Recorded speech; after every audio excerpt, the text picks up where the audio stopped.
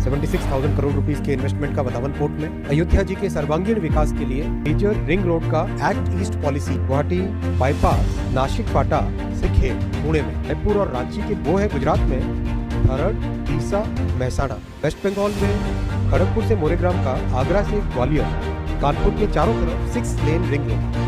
Hello and नमस्कार and welcome to everything innovative. तो इस वर्ष का जो बजट पेश किया गया लोकसभा में, उसके हिसाब से बहुतों का मानना ये है कि लोकसभा के बजट में सरकार ने केवल बिहार और आंध्र पे ही फोकस किया। इसकी वजह से सरकार की बहुत किरकिरी हुई। लेकिन कल की जो कैबिनेट अप्रूवल्स हुई हैं कुछ प्रोजेक्ट्स पर, उन प्रोजेक्ट्स को देखने के बाद में कुछ राज्यों के चेहरे पर मुस्कान आ गई होगी। हम ऐसा इसलिए कह रहे हैं क्योंकि कई राज्यों को मिलाकर टोटल 8 प्रोजेक्ट्स कल अप्रूव किए गए हैं कैबिनेट के द्वारा। केंद्रीय मंत्री अश्विनी वैष्णव जी ने कल प्रेस कॉन्फ्रेंस की और उसमें इन प्रोजेक्ट्स का जो अप्रूवल है उसके बारे में बताया। उनके इतनी बड़ी संख्या कौन कौन से प्रोजेक्ट्स हैं, कौन कौन से राज्य में हैं, उनकी क्या कॉस्ट है, ये भी बताई, एस्टिमेटेड कॉस्ट। तो आज हम बताते हैं आपको क्या अप्रूवल मिले हैं कौन से प्रोजेक्ट्स को। तो केंद्र सरकार ने देश में 8 बड़े राष्ट्रीय राजमार्गों के प्रोजेक्ट्स को अनुमति दी है तथा बजट का एलोकेशन भी कर दिया है। ये सभी एक्सप्रेसवे कंट्रोल एक्सप्रेसवे होंगे। शुक्रवार यानी 2 अगस्त 2024 को केंद्रीय मंत्री श्री अश्विनी वैष्णव ने प्रेस कॉन्फ्रेंस करके बताया जिस तरह से 8 प्रोजेक्ट्स को cabinet committee on economic affairs ने पीएम मोदी की अध्यक्षता में अप्रूवल कर दिया है।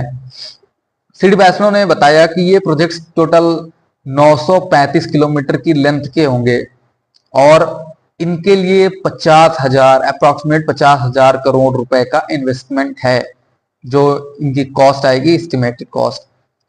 देश भर में ट्रांसपोर्टेशन के प्रोजेक्ट्स के लिए जो मेथड यूज किया जाता है वो पीएम गति शक्ति परियोजना की हेल्प ली जाती है उसमें, और जिससे यह पता चलता है कि कहां पर कैसा प्रोजेक्ट तैयार करना है, किस जगह पर पॉपुलेशन डेंस है, किस जगह पर इंडस्ट्रियल एरिया है, किस जगह पर क्या करने से ज्यादा बेनिफिट होगा। तो वैष्णव जी ने यह बताया कि ये प्रोजेक्ट्स विकसित भारत 2047 को ध्यान में रखते हुए बनाए गए हैं। इन प्रोजेक्ट्स में से एक है सबसे जो मेजर प्रोजेक्ट बताया जा रहा है। अयोध्या में हार के बाद में बीजेपी की काफी किरकिरी हुई, लेकिन अयोध्या में इस प्रोजेक्ट ये जो पहला प्रोजेक्ट है वो अयोध्या का ही है। अयोध्या में रिंग रोड का निर्माण किया जाएगा, रिंग रोड का कंस्ट्रक्शन होगा अयोध्या के चारों तरफ। और ये जो रिंग रोड है इसकी लेंथ होगी 68 किलोमीटर और इसकी लागत जो है वो 3,932 करोड़ रुपए खर्च होंगे, यानी लगभग 4,000 करोड़ के आसपास में खर्च होगा अयोध्या रिंग रोड का। फिर इसके बाद आते हैं दूसरे प्रोजेक्ट पर। दूसरा प्रोजेक्ट है, जैसा कि गवर्नमेंट ऑफ इंडिया की नीति रही है, एक्ट ईस्ट पॉलिसी, यानी ईस्टर्न जो स्टेट्स हैं उनके डेवलपमेंट में भी ज्यादा फोकस किया जाए। तो इसको देखते हुए गुवाहाटी के डेवलपमेंट के लिए अप्रूवल हुआ है कुछ प्रोजेक्ट का।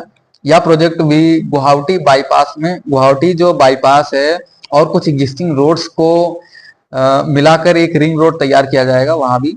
ये इसकी लेंथ होगी 121 किलोमीटर की और इसका जो कॉस्ट है, इसमें इन्वेस्टमेंट है वो 5,729 करोड़ रुपए का है। तीसरा प्रोजेक्ट है नासिक में पटा से खेर, यानी जो कि पुणे में है, उसके लिए इसकी लागत जो है वो 7,827 करोड़ रुपए बताई गई है। इसे पुणे से चिंचफड़ और चिंचफड़ से काखन तक की इंडस्ट्रियल जो बेल्ट है, इंडस्ट्रियल रेंज है, उसके रैपिड ग्रोथ के लिए उसको ध्यान में रखकर ये प्रोजेक्ट स्टार्ट किया जाएगा, कंस्ट्रक्ट किया जाएगा। फिर हम बात करते हैं चौथे प्रोजेक्ट की, जो कि चौथा प्रोजेक्ट है रायपुर से रांची के बीच में जो एक्सप्रेसवे बन रहा है। उसमें जो पाथन गांव से गुमला तक का जो सेक्शन है उसको अप्रूव किया गया है। इससे छत्तीसगढ़ और झारखंड को लाभ मिलेगा। इसकी लंबाई जो है वो 137 किलोमीटर है तथा इसकी लागत 4,473 करोड़ रुपए बताई गई है। अब हम इसके बाद बात करते हैं पांचवें प्रोजेक्ट की, जो कि गुजरात में अप्रूव हुआ है, जो कि खरड़ तीसा महसाना से होते हुए दिल्ली मुंबई एक्सप्रेसवे और ट्रांस राजस्थान एक्सप्रेसवे जो है उनके बीच में ये डिस्टेंस को कवर करेगा, कनेक्ट करेगा। इसकी लंबाई होगी 214 किलोमीटर और ये 6 लेन का हाई स्पीड कॉरिडोर होगा। इसकी जो एस्टिमेटेड कॉस्ट बताई गई है वो है 10,534 करोड़ रुपीस। इसके बाद अगला प्रोजेक्ट जो है वो पश्चिम बंगाल में है, खड़गपुर से लेकर सेंट्रल वेस्ट बंगाल यानी मुर्शिदाबाद, मालदा, जो कि बहुत घनत्व आबादी वाला डेंस पॉपुलेटेड एरिया है। और उसमें खड़गपुर से मोरेग्राम मुर्शिदाबाद के पास में पड़ता है। और इसकी जो लेंथ है वो 231 किलोमीटर की है सॉरी। और ये 4 लेन हाई स्पीड कॉरिडोर बनेगा। और इसकी जो लागत की बात करें हम तो ये 10,247 करोड़ रुपए की बताई गई है। फिर अगले प्रोजेक्ट की बात करते हैं, ये है आगरा से ग्वालियर तक 6 लेन हाई स्पीड कॉरिडोर का, जो कि 88 किलोमीटर का है।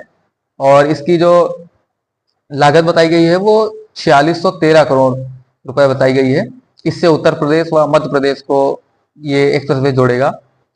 फिर 8वें व लास्ट प्रोजेक्ट की बात करें तो ये है कानपुर के रिंग रोड का। और अब हम अगर 8वें प्रोजेक्ट की बात करें तो वो है कानपुर आउटर रिंग रोड का, जो कि 6 लेन का होगा। और इसकी कॉस्ट बताई गई 3,298 करोड़ रुपए।